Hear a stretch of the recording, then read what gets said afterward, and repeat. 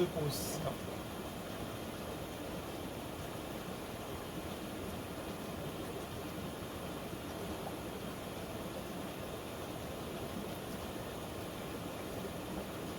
Seconde position, ça c'est déjà un niveau qui est élevé. On va commencer seulement en allongeant la jambe, en allongeant le bras, mais en la gardant au sol, juste en effleurant. Je vais tenter de soulever ma jambe et mon bras, mais en restant proche du sol, comme ça je peux avoir la possibilité de reposer ou de me stabiliser. Donc si j'ai une problématique de dos, le bassin est important, mais le bassin avec les épaules puis les tensions au niveau du cou par rapport au muscle du trapèze qui s'insère au milieu du dos, avec le muscle du dos, je vais avoir un effet grâce à ma tête. Moi, ce que je veux, c'est pas avoir de tension dans le cou. Donc, je baisse la tête pour enlever le plus possible de tension. Puis, je vais faire un balancement.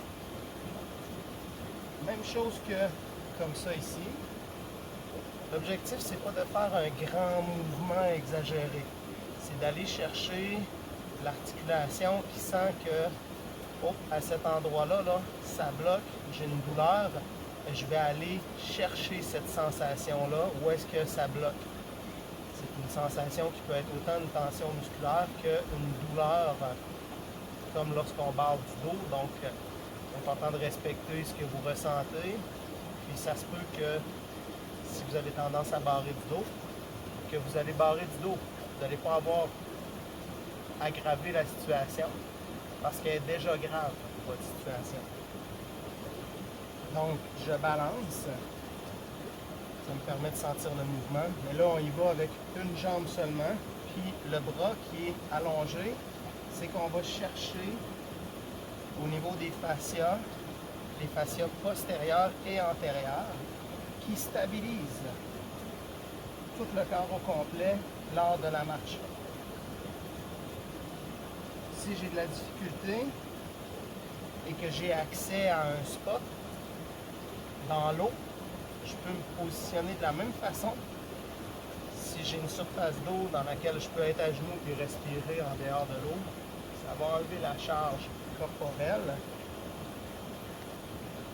et augmenter le niveau de facilité, surtout de progression. Si on a beaucoup de douleur au dos, ça va être difficile de faire cet exercice-là.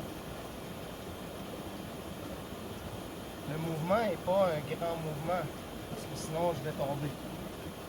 Si je vais vers l'arrière, c'est pas désagréable, mais l'objectif, c'est d'aller jouer dans la charnière sacro-lombaire. On est vraiment au niveau sacrum, bassin et l'os iliaque et les 3 dernières vertèbres lombaires. Si je fais un mouvement de côté en me laissant légèrement tomber, ça se peut que la douleur augmente, mais aussi ça se peut que vous allez sentir comme un craquement, un pop-up. Vous allez peut-être sentir que ça dégage et avoir une meilleure mobilité, un peu comme un ajustement chiropratique. Terminez toujours avec le 4 pattes, juste des petits mouvements. Forcez pas l'amplitude lorsqu'on est en problématique lombaire. Les grandes amplitudes vont augmenter les tensions. L'objectif, c'est juste de jouer sur les micro-mouvements articulaires. Si vous avez déjà eu des soins en ostéopathie, c'est des micro-mouvements. Si on demande de vous mettre en tension, c'est pas la force qu'on a besoin de connaître. C'est juste une mise en tension très légère, un effleurement. C'est assez pour aller réharmoniser, de remettre en équilibre, en harmonie les structures pour que les tissus, autant musculaires, les tissus nerveux, l'ossature puissent reprendre son cours.